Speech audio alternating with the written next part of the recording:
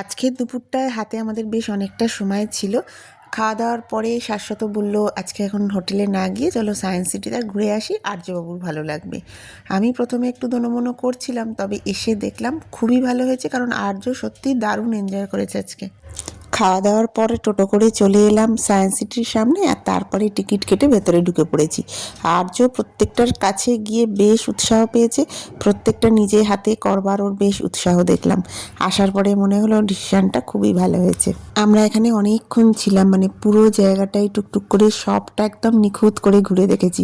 প্রথমে বাইরেটা দেখেছি, বাইরে যা যা রয়েছে, তারপরে ভেতরটায় ঢুকেছিলাম। আমরা আগেও দীঘা এসে এই সায়েন্স সিটিটায় এসেছি, তবে আজকেও বেশ ভালো লাগছিলো। আজকে আর আমার বেশি ভালো লেগেছে, কারণ আর্য বিষয়টা ভীষণ এনজয় করছে দেখলাম, তো সেই জন্য আরও মনে হচ্ছিলো যে আসাটা সার্থক হলো। বাইরেটা ঘোরা হয়ে যাবার পরে আমরা ভেতরে চলে এসেছিলাম। ভেতরের এই ফান সায়েন্স গ্যালারি, এটাও কিন্তু আর্য বেশ দেখলাম মজা পেয়েছে, মানে প্রত্যেকটা ও নিজে হাতে করতে পারছে, তো সেই জন্য ওর উৎসাহটা আরও বেশি রয়েছে। আমরা তো এখানে দুপুরই চলে এসেছি, মানে খাওয়া দাওয়ার পরেই সোজা এখানে চলে এসেছি। আর আমরা যেহেতু এটা খুব খুঁটিয়ে দেখলাম, মানে বাইরেতে অনেকটা সময় কাটিয়েছি, এরপরে ভেতরেও এসে প্রত্যেকটা জিনিসই আলাদা আলাদা করে বেশ খুঁটিয়ে দেখেছি, তো অনেকটাই সময় লাগলো।